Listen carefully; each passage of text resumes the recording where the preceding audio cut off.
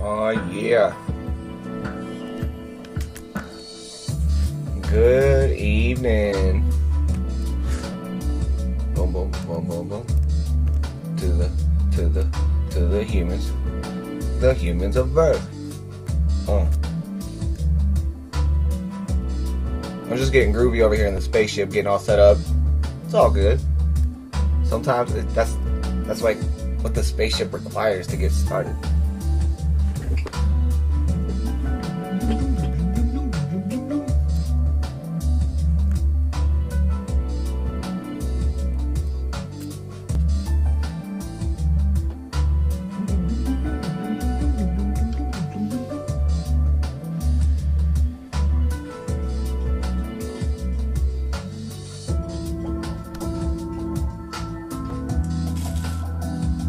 Cool. Anybody that's checking this out right now, big shout outs to anybody that's hopping aboard the spaceship.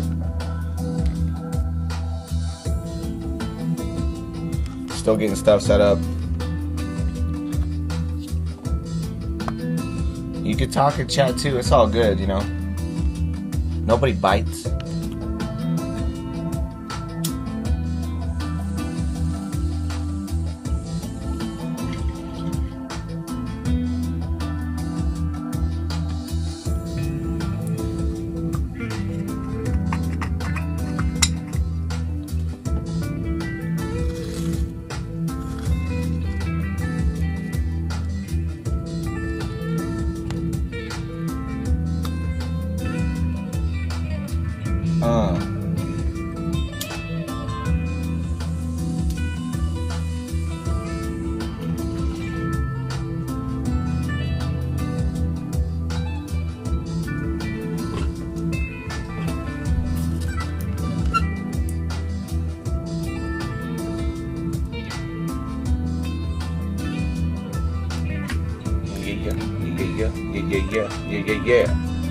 Alright, let's go ahead and transition in here. Just get everything all set up and started.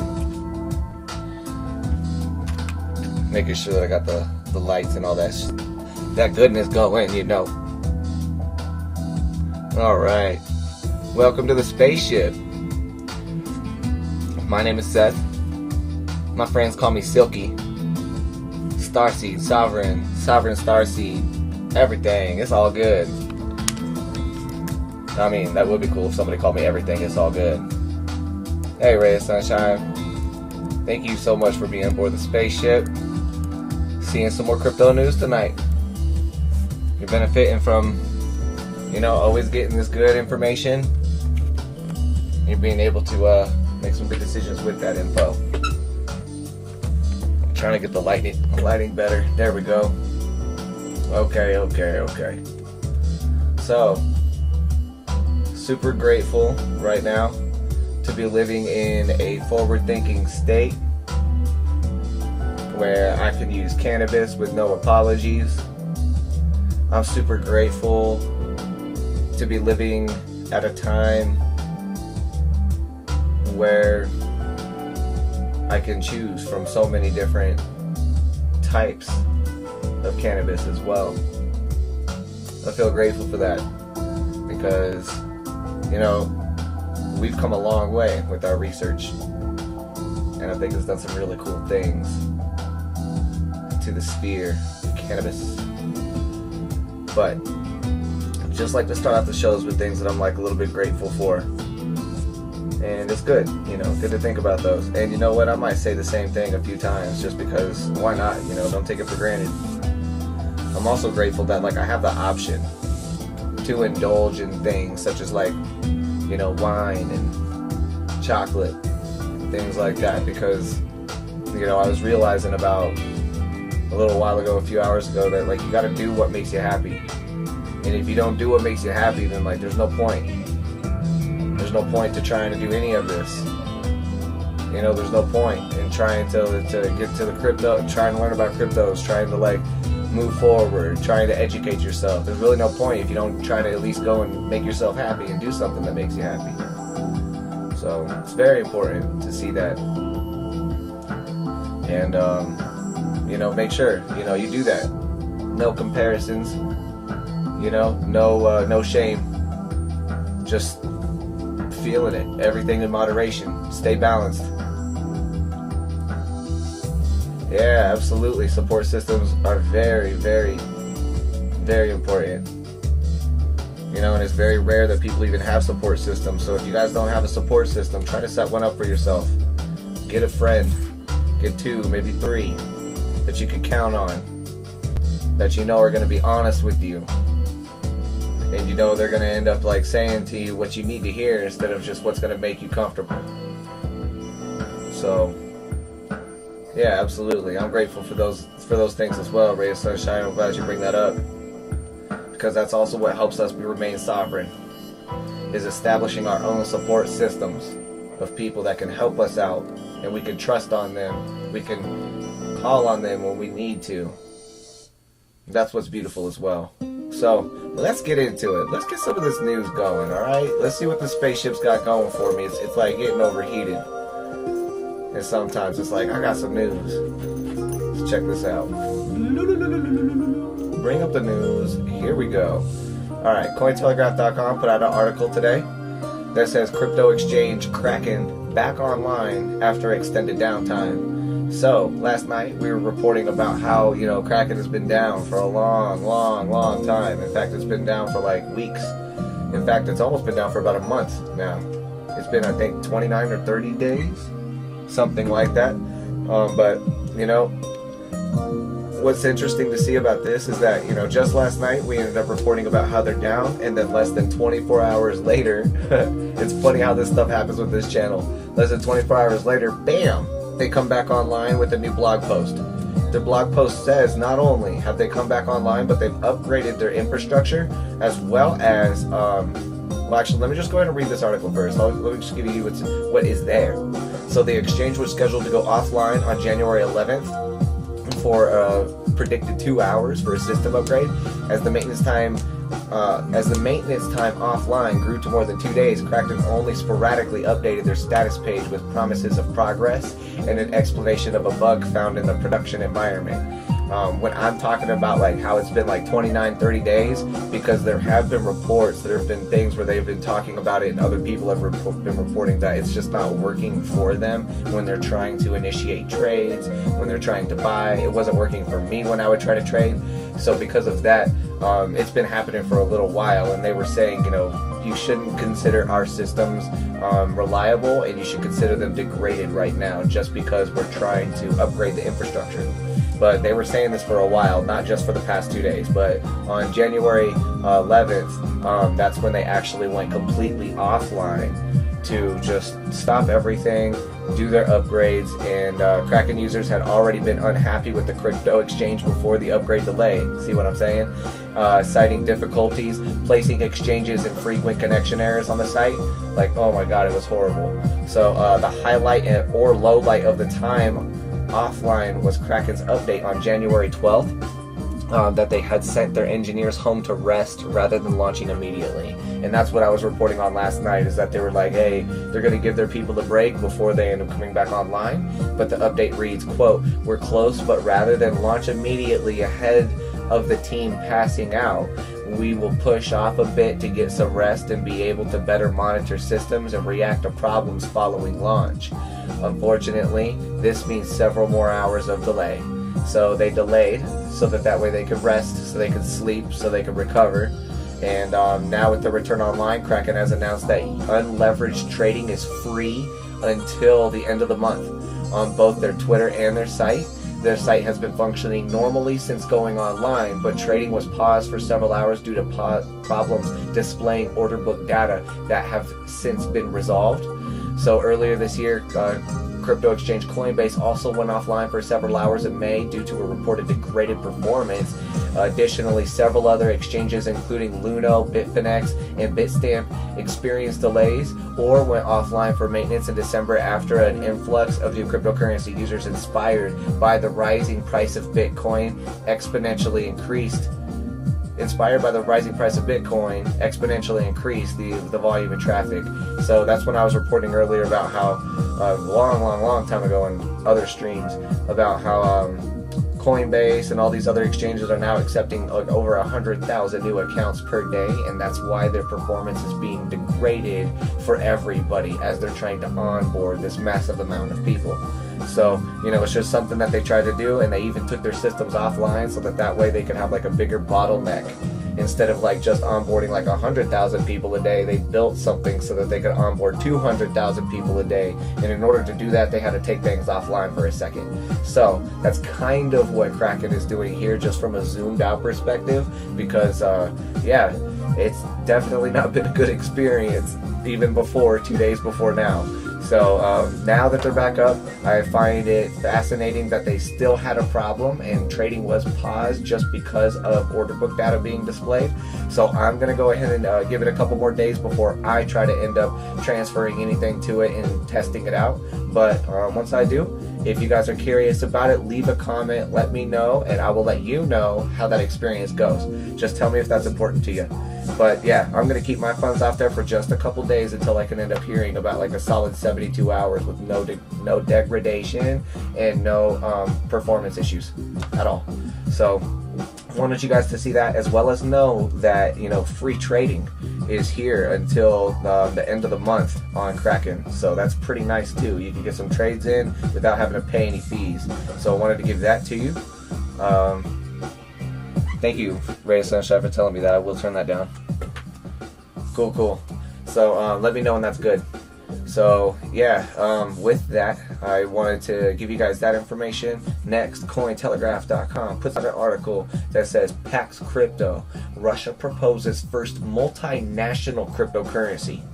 So at the end of the 12th century, unexpectedly, Genghis Khan created the world's largest empire, gaining control over the trade route, the Silk Road, which stretched across China to Eastern Europe. Secured under Mongolian leadership during the Pax Mongolica period, the Silk Road was particularly safe from raiders as well as taxes, which stimulated free trade between China and the Mediterranean countries, enabling political and economic stability to follow. Hey now, for not taxing, that's pretty revolutionary, right? People of this day and age would like scoff at the idea of that. But because they didn't tax in that area, it actually allowed politics and other trade to proliferate. Pax Crypto. Anyways, Pax Crypto. Recently, the Russian President Vladimir Putin proposed a cyber initiative grander in scale than Pax Mongolica after consulting with Ethereum co-founder blockchain expert Vitalik Buterin. The experts from 15 other countries, including the US, India, Israel, Armenia, and Turkey, about their blockchain and cryptocurrency initiatives. Putin's first-of-its-kind cyber initiative will connect some of the most promising emerging market economies stretching across Asia, Eastern Europe, Africa, and South America via blockchain and smart contract technology. By using a new multinational cryptocurrency to be collectively adopted by the BRICS and the Eurasian Economic Union countries, the member states. So member states, known for their tremendous economic growth potential, could hail this first of its kind cyber initiative as they have been reeling from global credit risks of 2007 and 2008, which hindered their economies. They're still recovering from that. Federal rate increases augmented their mounting debt burdens, and falling global commodity prices stymied their export leg growth. The cyber initiative could reshape member state economies by spurring technological innovation for income growth and economic prosperity. So I think this is pretty fascinating that, we're trying to end up seeing all these different things where people are trying to make big statements. As you can see, Texas was one of the first people that wanted to make big statements against BitConnect, and now you're seeing North Carolina follow its suit. I think that now we're starting to see, we talked about recently the schism in Russia. Check out that stream, that's what it's called, about how you can see about how they've gone back and forth on exactly what they're going to do with cryptocurrencies, and certain people don't agree with it, other people do agree with it. The people that do agree with it they're not on the same page about it. So I don't find this surprising, and I think that just everybody's going to end up trying to make big statements right now about what they're trying to do, and Vladimir Putin is trying to make the first of a huge statement where he wants to create a multinational cryptocurrency. And with that, if he's able to create something like that, then that's where you can see, you could just pretty much see where I would like Bitcoin to already be the multinational cryptocurrency that's there. And the main reason is because we don't know who owns it. We don't know who created it. We don't know who that is. And that person's been very good about not coming out, about not trying to end up, taking any fame or any status or anything like that for that technology. So I would like an already established cryptocurrency to be a multinational cryptocurrency, and I would much rather have it be established by a team of people that are passionate about the planet rather than an already established political leader of a very powerful and big country. So because of that, that's the only thing that Cyrus Darcy can see there, that I would just want to end up seeing, that if we're going to end up doing some multinational cryptocurrency game like that, then so be it. I think it should exist alongside other cryptocurrencies and altcoins, and it should be considered another altcoin. But it would be dangerous if we were to allow something like a multinational cryptocurrency to then become like the standard, and then it would start to regulate and have power over the altcoins. And that's just something that I want to make sure that decentralization still stays and it still stands. So because of that, just remember, this is something that's pretty big, and this is something that could lead to a global currency should enough people pay attention to Vladimir Putin's proposal. So from that, CoinDesk also put out an article today that said 3 web giants that could be decentralized on a blockchain, and it said eliminating eBay, while eBay is an internet OG, in the early days of the web, there were also other sites built around. Hey, Ray's on board the ship. Good evening, Ray. So glad you're able to make it. So yeah, when eBay was an internet OG in the early days of the web, there were also other sites built around specific products, such as comic books, where sellers sold directly to buyers. One might imagine that focused marketplaces would naturally provide a better customer experience, but eBay, which offered an array of different products, proved that wrong. It turned out that it was better to sell comic books on the site that also sold bicycle parts, because someone might come looking for one and end up buying both. On top of that, it was just easier to remember one site for buying stuff rather than many. So that's cool, but what it says here is, while there's nothing stopping the seller from offering one product on both a specialized site and a general site such as eBay, it would take sophisticated software to make sure the same item didn't get sold twice, and eBay doesn't want to make that kind of thing easy.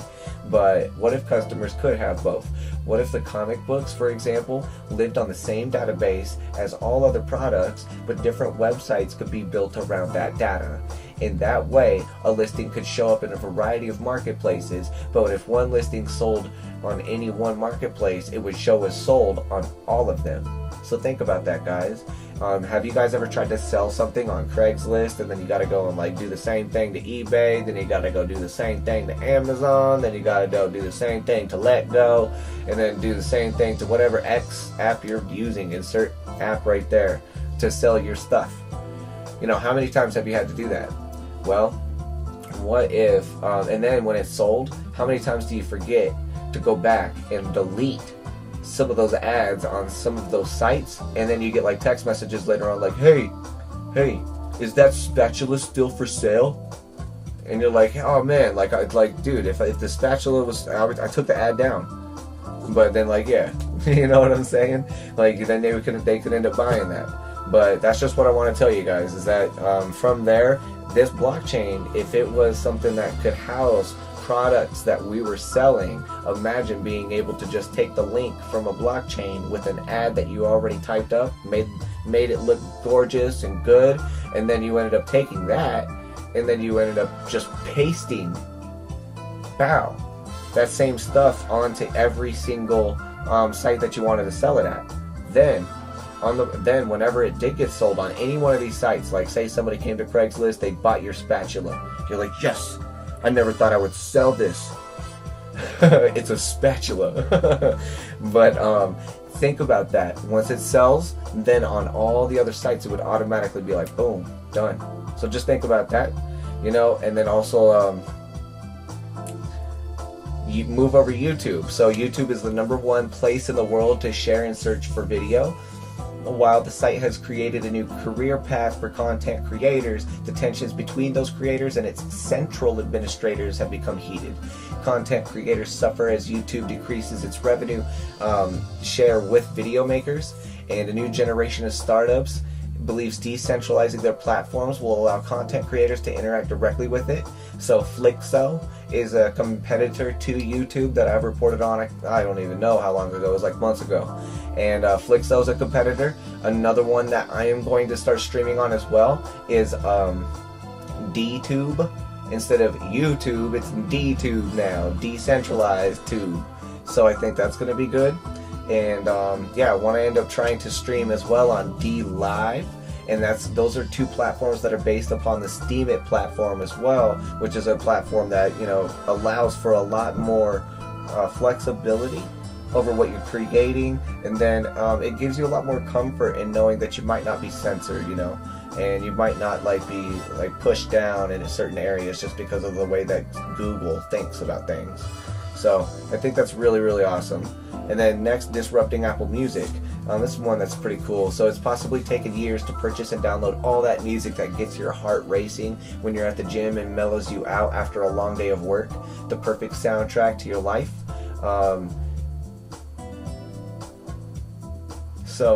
And just as all that is special to you, those tastes are just as important to the companies that control the online music marketplaces where you get that music. That's because as users participate in marketplaces like Apple Music, they build up their own intellectual property by creating playlists following artists and flagging their favorite songs. And that data is lucrative for the marketplaces to track and control, so much so that they make it difficult to move those preferences to another service.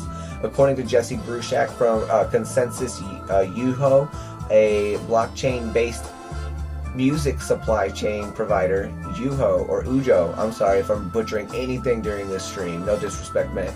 He says, quote, "We are being locked into these systems controlled by corporate giants."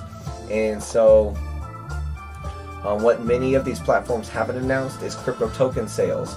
Bruchak admitted that IUNGO might issue token sales down the road, but the whole big part of it is that if you guys were to transition to something like a blockchain, you would be able to just pretty much store the music that you had to a blockchain. And you would be able to access that music at any time, and then you would just have to, download your blockchain to any device that you got in the future. Now, think about that, my friends. I'm suggesting as well, like throughout this article, this is what it's talking about, is that it's a personal blockchain for your music, but I'm saying a personal blockchain for who you are as well. So you could have something like your own personal blockchain for photos. You could have something for music. You could have something for your videos. You could have a blockchain that incorporates all of these in a timeline that's much more freeing and harder to censor than like your Facebook feed, for example, where a lot of people try to put a lot of media into that. However, it's not really giving a lot back, and you don't have a lot of control over it, and you're not able to end up taking it with you to other places. So right now, just imagine this, in the future we will end up having personal blockchains where we'll be able to take everything from our personal data collection to our passwords all on a blockchain. And when all of your passwords on a blockchain, and you only have to remember one password to get access to all of your other ones, or just some other type of biometric technology or something's coming out, well then you'll be able to end up having that and knowing that it's private, knowing that it's secure, knowing that it's for you and you only. So that's just something that I definitely see down the road, but that's down the road. Anyways, next, let me just check the chat. Cool. Next, today, 24hourcrypto.com. See, we don't just do Cointelegraph. 24hourcrypto.com says Vitalik Buterin releases a revolutionary new DAICO model for ICOs. Vitalik Buterin, the creator of the Ethereum network, recently proposed a new method for decentralizing funding called the DAICO, incorporating elements of decentralized autonomous organizations, or DAOs. The new model is designed to minimize the complexity and risk associated with ICOs. Buterin outlined the new model in a post on Ethereum Research Forum entitled Explanation of DAICOs. In the exposition, he outlines a new model that integrates characteristics of DAOs into ICOs to create a new model he refers to as the DAICO. The DAICO is what I think I'm going to end up calling it, or the DAICO. I don't know what we're going to end up calling it. DAICO. But the post includes a diagram that breaks down the benefits of bringing DAO elements to an ICO, including the ability to leverage crowd wisdom, the distrust of centralized teams, and the ability to spread funding over time. The DAICO model also incorporates the single project approach of the ICO model, along with a lack of a 51% attack risk.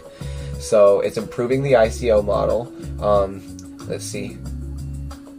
Buterin argues that the cost of using Ethereum could greatly be reduced, while at the same time placing a stronger emphasis on developer results. A DAICO contract is published by a single development team that wishes to raise funds for a project, whatever project you want. You guys want to end up building something? You want like some solar panels? You want to make an app that's going to help people? You want to make an eco village? You want to do whatever you have?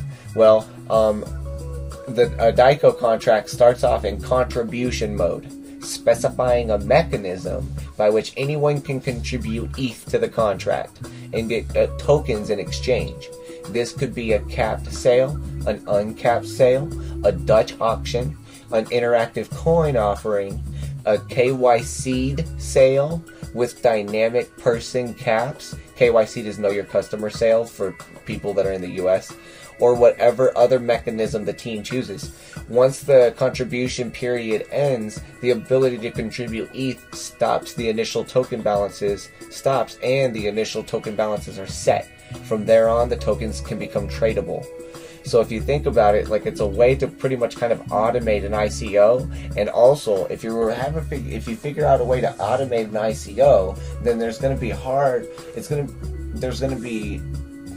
it's going to take regulating agencies a long time to try to reject that type of model, as well as, those regulating agencies won't really have to regulate, and they'll have to get new jobs, because these types of things will self-regulate them. And then when people don't like the way that some of these ICOs are working, these DAICOs, then they'll be able to end up contributing to it, and they'll update it for everybody based on what everybody wants. And so because of that, I feel that that's going to end up giving a lot of transparency. That's going to end up removing a lot of relevancy from a lot of the regulating agencies that are controlling humanity right now. That's a lot of C's and E's. So yeah. Anyways, just wanted to talk about that, and that's an awesome new model. Expect DAICOs to end up flooding the market, especially in 2018 and going forward. Next, Cointelegraph puts out this article that says blockchain platform makes internet service more private and affordable. So, the role of the internet in modern day civilization cannot be overemphasized. It also serves as an essential tool for globalization and societal development that is significant in every area of individual and national development, such as education, commerce, politics, and the military. Centralized servers are limited, and a decentralized platform is what's needed. So the solutions offered by blockchain technology, which enable anyone to be anything at any time, is being explored by the internet service providing industry. IUNGO network and its existing partnerships enhance the availability of the internet across several borders by taking advantage of the flexibility offered by blockchain technology. This system involves the creation of a decentralized platform where anyone who has internet data can function as a service provider to his immediate community by providing Wi-Fi services. Boom! This service will enable more participation and create an inclusive ecosystem that will increase internet coverage, boom, even to more remote areas across the world.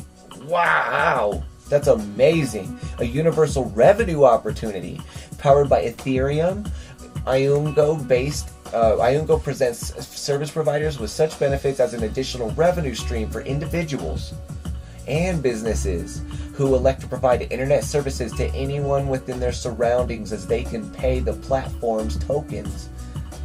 As they can pay using the platform's tokens.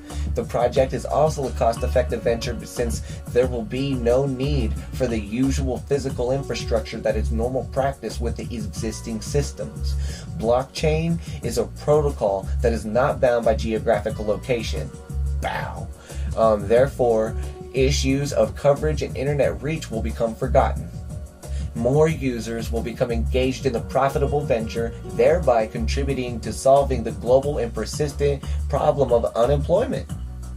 The IUNGO platform provides users with powerful web-based service management tools, network abuse prevention, reports, billing, alerts, captive portals, white label branding, marketing tools, and also the resident blockchain protocol ensures increased security within the service. Also, based on the direct peer-to-peer nature of transactions, there becomes a significantly reduced legal liability for corporate visitor internet access. What do you think about that?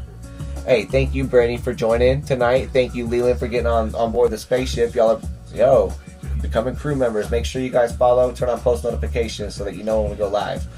But what do you guys think about that? Decentralized internet. Now you guys can make money. You guys can make an additional revenue stream by providing the internet to everybody around you. And in the beginning, it's going to be slow.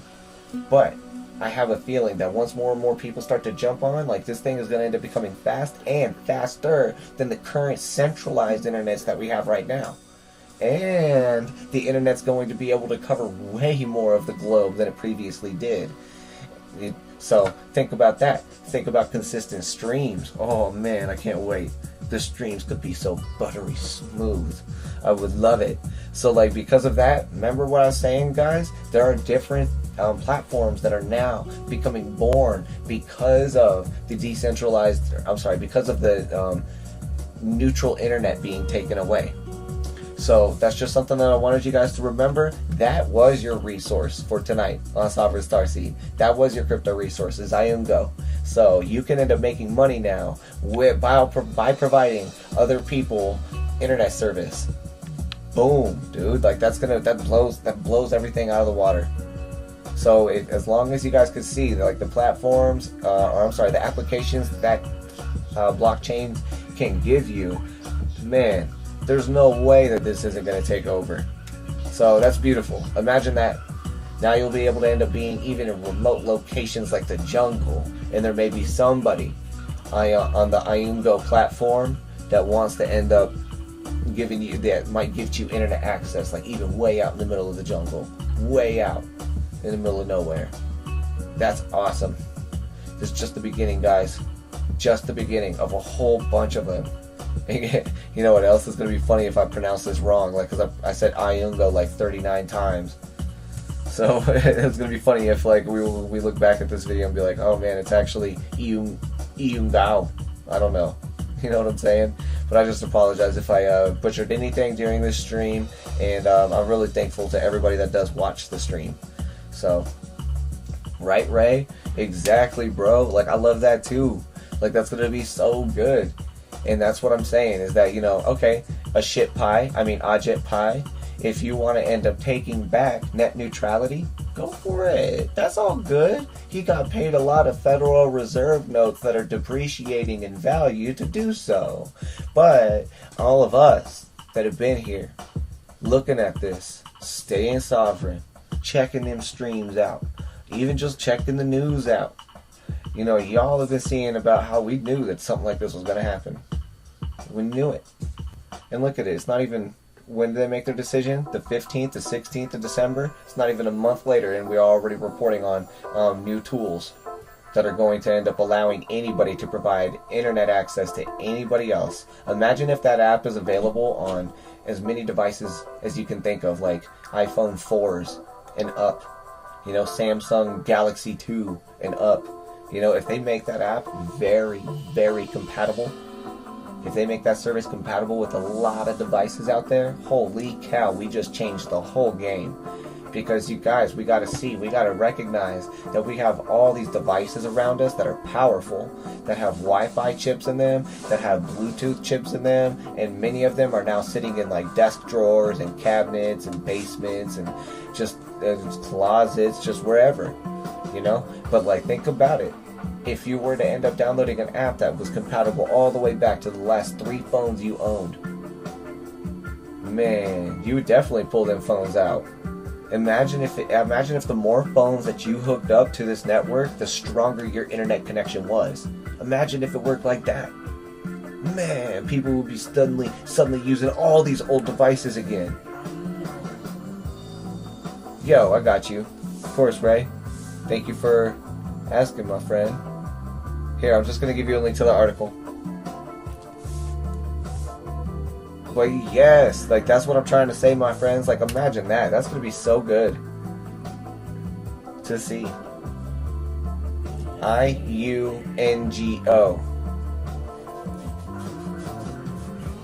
I'm like, man, and this is just the first, you guys. I'm already blown away by that. And I love it.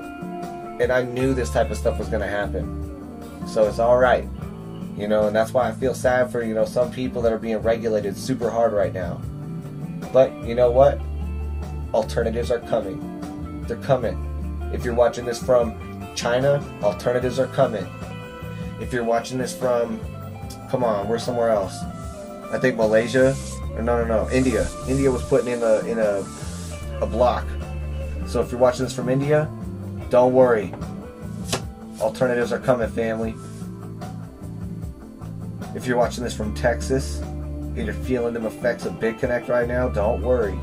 Alternatives are coming. BitConnect was 1.0.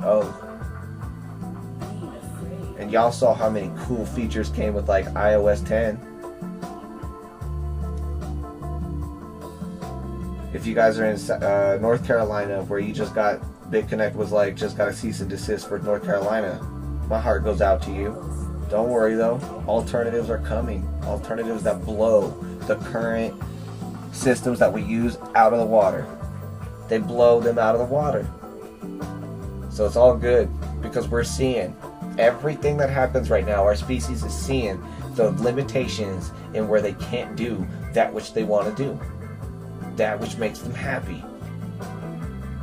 That which makes them express themselves like the beautiful humans we are.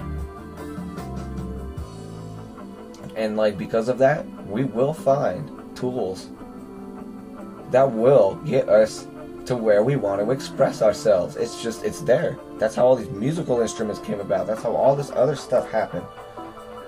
So beautiful. And that's why it's amazing to live at this time. Don't take it for granted. Go do some stuff that makes you happy. Don't feel any shame for it either, no matter what it is. No matter what it is. As long as it's not trespassing on anyone else and causing damage to anyone else. Just go and be. That's all it is. I love you guys. I love humanity. I really care about this planet. I don't have to know you personally to tell you that I care about you. So, go and hold this planet in a beautiful way. I can't wait to see what we do. I can't wait to look back on this and be like, wow, we used to let bankers tell us everything. Anyways, guys, I could go on forever with that. My heart goes out to everyone. I just appreciate you guys so much for watching these streams. Thank you. We'll be back tomorrow with some more cryptocurrency news. 10 o'clock Mountain, 5 o'clock Universal. Stay tuned. We'll probably end up getting into some esoteric knowledge as well, just because that's beautiful, and like, you know, getting into some more of that, it's needed. Anyways, my friends, thank you. Thank you. I'll let this go for just a second. I appreciate you, Ray. Appreciate you, Raya. Appreciate, let me go through all this. I appreciate all you guys. Who else? Brittany, Leland. Everybody for jumping on board tonight. We'll see you guys tomorrow night. This is Sovereign Starseed saying good night to the humans of Earth.